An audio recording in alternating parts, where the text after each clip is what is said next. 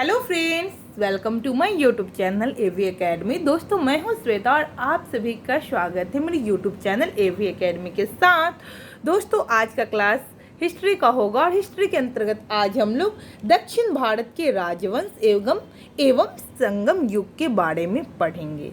पिछले क्लास में भी हम लोगों ने यही टॉपिक के रिगार्डिंग कुछ तथ्य को जाना और कुछ तथ्य रह गए थे जिसको आज के क्लास में हम लोग पढ़ेंगे। तो दोस्तों, जिन लोगों ने पिछले क्लास को नहीं किया है उनके लिए मैं डिस्क्रिप्शन बॉक्स में लिंक को डाल दूंगी ताकि आप लोग पिछले क्लास को कर ले। तो चलिए आज की क्लास को शुरू करते हैं।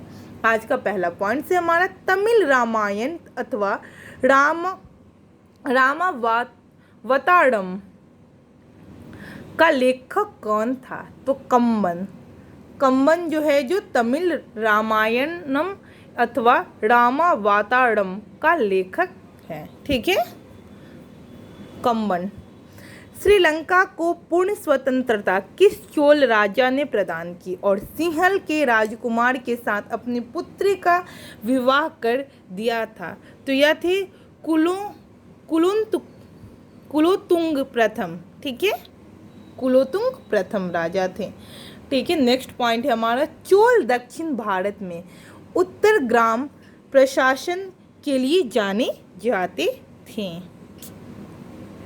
नेक्स्ट पॉइंट है हमारा दक्षिणी भारत का प्रसिद्ध तकोलम का युद्ध किनके मध्य हुआ था? तो यह चोल राष्ट्रकूटों के मध्य हुआ था। वह बंदरगाह जिसका उल्लेख पोडू के नाम से दी पेरिप्लस ऑफ दी इथ्रियन शी के लेखक ने किया? तो अरिकामेडू। ठीक है, फिर से इसको रिपीट कर देते हैं। वह बंदरगाह जिसका उल्लेख पोडू के नाम से दी पेरिप्लस ऑफ दी इथ्रियन सी के लेखक ने किया था? तो यह थे अरिकामेडू। ठीक है, अगला पॉइंट्स को देखते हैं हम लोग। संगम साहित्य में वर्णित कन्नगी कौन है? तो यह तमिल महाकाव्य मणिमेखले की नायिका। ठीक है, आगे देखते हैं हम लोग। चेर राजाओं ने सबसे प्रसिद्ध शेन गुट्टुवन था जो नेदून जेनरल का पुत्र था। इस काल का विशेष घटना पतिनी पूजा यानी कि पत्नी या कन्नगी पूजा प्रारंभ हुई, जिसमें आदर्श और पवित्र पत्नी की मूर्ति की पूजा की जाती थी। ठीक है, अगला पॉइंट से हमारा संगम युग का कौन सा ग्रंथ बौद्ध धर्म से संबंधित था? तो मणिमेखले। ठीक है, अगला पॉइंट। दक्षिण भारत के किस वंश के राजा ने 26 ईसा पूर्व में रोम में एक दूत भेजा था? तो पांडे। ठीक है, तोल्कापियम ग्रंथ किससे संबंधित है? तमिल व्याकरण और काव्य से। तोल्कापियम ग्रंथ। ठीक है, तोल्कापियम संगम तमिलों का प्राचीनतम उपलब्ध ग्रंथ है। क्या कह रहा है? तोल्कापियम जो संगम तमिलों का प्राचीनतम उपलब्ध ग्रंथ है। ठीक है, आगे देखते हैं। किस नदी को पांड्य राज्य की जीवन रेखा कहा जाता है? तो वेंगी को जो पांड्य राज्य की जीवन रेखा कहा जाता है। दोस्तों, इंपॉर्टेंट पॉइंट से ध्यान रखिएगा। ठीक है, किस नदी को पांड्य की जीवन रेखा कहा जाता है? तो वेंगी नदी है जिसको पांड्य की जीवन रेखा कहा जाता है। ठीक है, आगे देखते हैं हम लोग।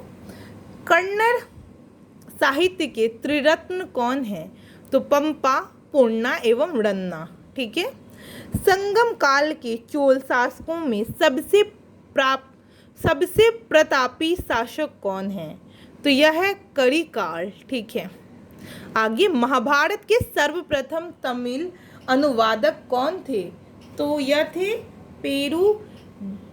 पेरुदेवनार, जो भारत के सर्वप्रथम तमिल अनुवादक थे महाभारत के। ठीक है, महाभारत के सर्वप्रथम तमिल अनुवादक कौन थे? तो पेरुदेवनार। अगला पॉइंट से दक्षिण भारत प्रसिद्ध महाकाव्य कुरल के लेखक कौन थे? तो यह कौन थे? तिरुवल्लुवर। ठीक है, इंपॉर्टेंट पॉइंट से दोस्तों ध्यान रखिएगा, क्वेश्चन यहाँ से बनता है। दक्षिण भारतीय प्रसिद्ध महाकाव्य कुरल के लेखक तिरुवल्लुवर थे। ठीक है। संगम युगीन चोल शासकों का धर्म क्या था? तो यह था शैव।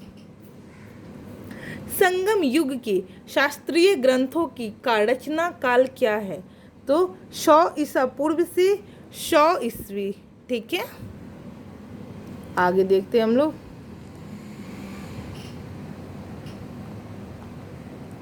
अगला पॉइंट से हमारा संगम कालीन प्रचलित शब्दावली।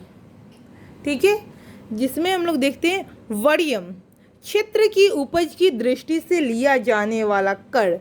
वरीयम वसूलने वाला अधिकारी। ठीक है। कड़ाई, भूराजस्व लगान, उपज का 1/6 भाग, राज्य की आय का मुख्य स्रोत। इराई, सामंतों द्वारा दिया जाने वाला कर, युद्ध में लूटे हुए माल में राज्य का हिस्सा। ठीक है। अगला है इरावू, जबरन लिया जाने वाला उपहार को इरावू कहते थे। उल्गू या संगम, यह जो सीमा शुल्क व मार्ग कर, राज्य की आय का दूसरा सर्वप्रमुख स्रोत।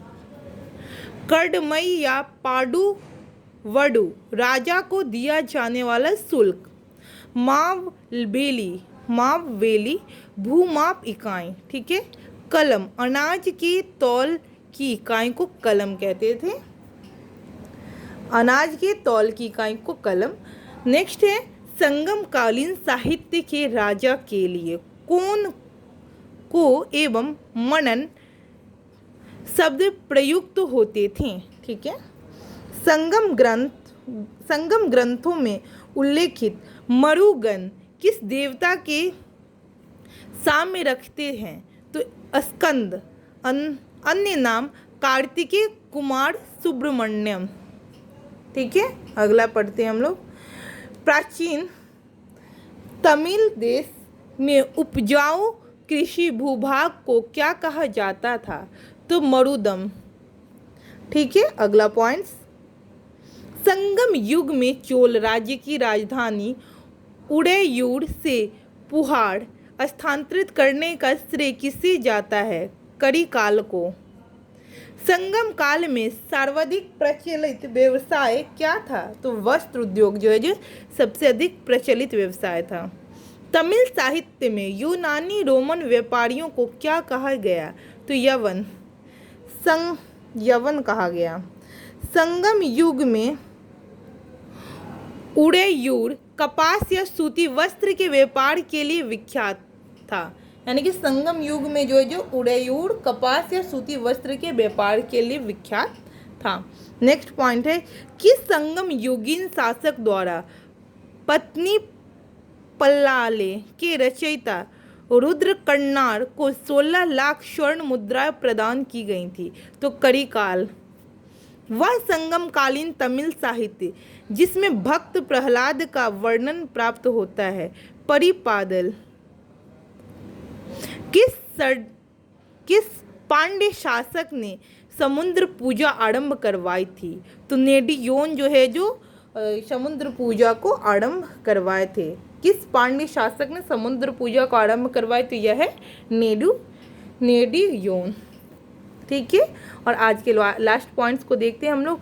राजेंद्र प्रथम ने गंगैकोंड चोलपुरम को अपनी नई राजधानी बनाया तथा स्वयं गंगैकोंड चोल की उपाधि धारण की।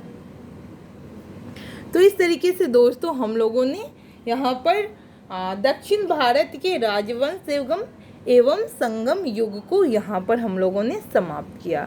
तो दोस्तों कहीं भी किसी भी प्रकार का आप लोगों को कन्फ्यूजन लगे तो कमेंट सेक्शन में कमेंट करके बता सकते हैं कि मैम मुझे यहाँ पे कन्फ्यूजन हो रही है। तो मैं उम्मीद करती हूँ कि आज का क्लास आप लोग के लिए बेनिफिट होगा। जिन लोगों ने अभी तक अपने यूट्यूब चैनल AV अकेडमी को सब्सक्राइब नहीं किया तो सब्सक्राइब कर लें, बेल आइकन को दबा दें ताकि लेटेस्ट अपडेट आपको मिलता रहे। Thanks for watching my video.